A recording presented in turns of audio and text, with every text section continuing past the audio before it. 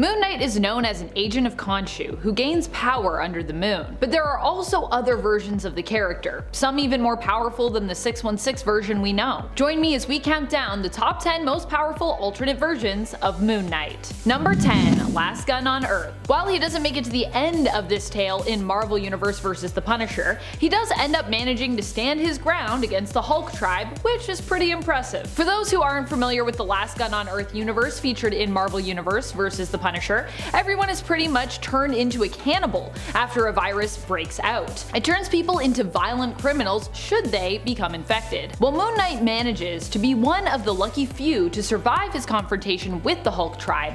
He does not manage to survive after being turned into a cannibal by Dr. Doom, who claims that he can cure people of the virus in exchange for being declared Emperor of the Earth, but instead turns everyone who wears one of his Doomstones into cannibals, betraying those he promised to cure to. Unsurprisingly, this is Dr. Doom. Following that, Moon Knight is presumed to have been hunted down and killed by the Punisher. Number 9. What If Wolverine was Lord of the Vampires? This What If story takes place in the 1989 series of What If in issue number 24, all taking place on the alternate Earth of 9140. While Moon Knight doesn't make it out of this story alive, he does spend part of his life on this Earth as a vampire, which would likely only strengthen him, especially if he still had his connection to Khonshu and his powers from that. He'd really only be out at night as well, so he'd always be at peak power levels as Moon Knight, and he'd also likely see increased strength from being a vampire as well, although sadly not increased durability. Rats. Moon Knight was believed to have perished along with the other vampires when Wolverine, after having his humanity brought back to the surface by Stephen Strange's ghost, reads the Montesi formula. Sadly, all the vampires go bye-bye. And friends, if you haven't already, please head on over to Facebook, where we are also there, and check us out. Make sure you give us a follow and check out our content there as well. It really does help us out. So thanks. Number 8. Marvel Cinematic Universe. While we don't yet know the extent of Moon Knight's powers in the Marvel Cinematic Universe, even following just episode 1, he seems to show a lot of potential, I'd say. The few scenes that we do see with Moon Knight, or more specifically that we get to see in the aftermath mostly of Moon Knight, show that he is a fierce and deadly fighter who doesn't just knock his opponents down, but even goes so far as killing them. True to the comics, he is brutal and bloody in terms of how he approaches dealing with those who stand against him, and even when completely outnumbered and in some cases unarmed, he manages to handily take down his enemies. I mean, he fought a bunch of armed opponents with simply a golden scarab at one point,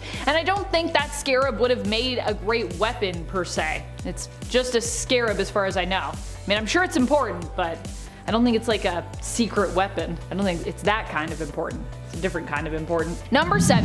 Spector. Spector was a member of Khonshu's Moon Knights in the reality of Earth 51910, where mutants were forced to build the pyramids in Khonshu's honor. Wanting to be free of their bonds and the goddess of the moon, they plotted to assassinate Khonshu. A team of mutants met with Spector, who claimed to have defected. However, when the moon rose high, it didn't matter whether or not he had faith in his role as Khonshu's servant and knight. He was transformed into a werewolf and attacked the mutants. The mutants that survived were also transformed into werewolves and then sent back to their camp, bearing Khonshu's mark, to destroy the other mutants who wanted her dead. Some pretty dark stuff. Spector being a werewolf here also gives him added power and is also just pretty cool. So I was pretty excited to talk about it. I've always felt like it would make a lot of sense if there was stories where Mark Spector is like a werewolf, because there's that whole moon connection. Werewolves in the moon, Khonshu in the moon. Just saying. Connections. Number 6. Jessica Spector. I just really love the idea of Mark having a daughter to take up his legacy, which is what this short story featured in Marvel Knights Millennial Visions from the early 2000s is all about. It's just a one-pager with a follow-up page showing Jessica, Mark's daughter in this reality, as the new Moon Knight. Relegated to Earth 8753, this is the only glimpse we've seen into this universe, but I'd honestly love to see more if that ever happened. I'd also love to see an alternate reality where the main continuity daughter of Mark and Marlene, Beatrice, follows in her father's footsteps and becomes a hero. Mark in this reality is dying of cancer, and so his daughter, Jessica, a scholar and archaeologist, who is also an already skilled combatant and martial artist, decides to take up the mantle of Moon Knight herself, inheriting her father's wealth and his responsibility as an agent of Khonshu. Also, kinda gives me Lara Croft vibes, which, you know, I'm very much always here for. I love Lara Croft, so As soon as I read that, I was like, this sounds like Lara Croft to me, and I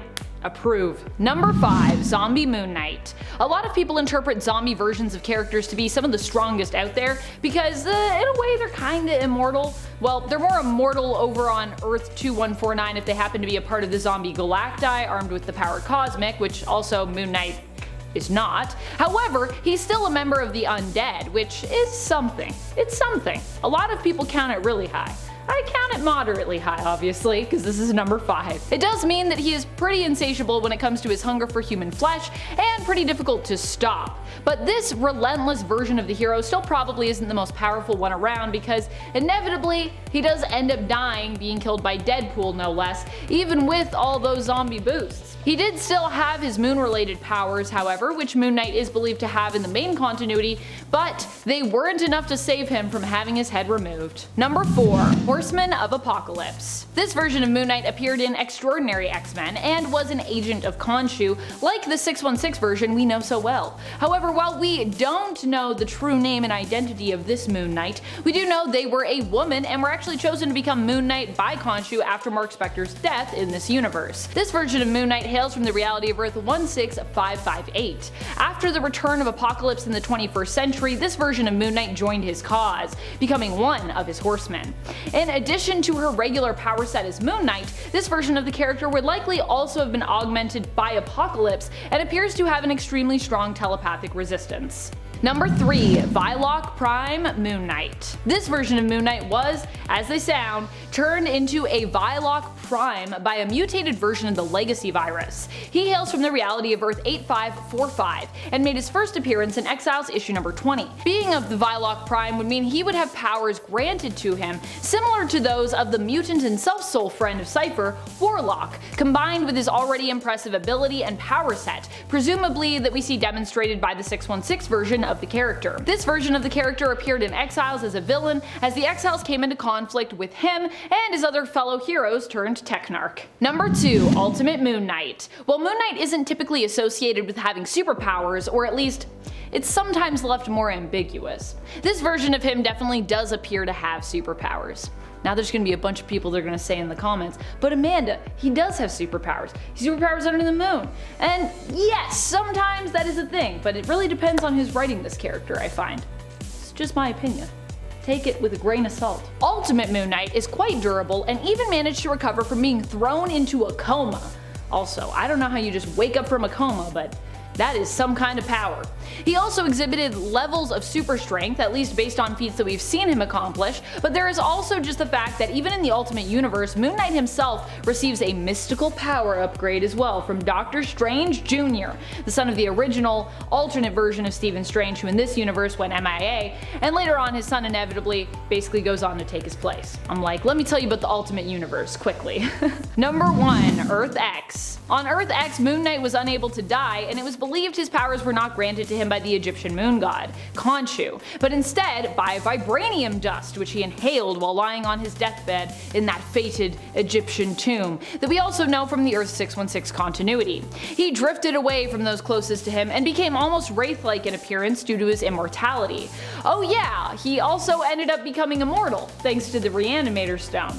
So yeah, he's immortal. He helped the hero Mar-Vell secure it, defending it against the Sons of Set, as Mar-Vell wanted to use it in the paradise that he was trying to construct. When it was taken, Moon Knight died, but joined forces once more with Mar-Vell in the realm of the dead, aiding him in his fight against Death, whom he planned to defeat in order to create paradise. After the battle, Moon Knight was given a place in paradise as well. Because success. Also, he's super helpful, so I feel like he deserves that place. Who are your favorite alternate versions of Moon Knight? Are you enjoying the Disney Plus Moon Knight series so far? Have you been watching it? Which version of Moon Knight do you think is the most powerful? Let us know in the comments below. This has been Top 10 Nerd, and I'm your host Amanda McKnight. Thank you so much for watching. Until next time, you stay nerdy, YouTube.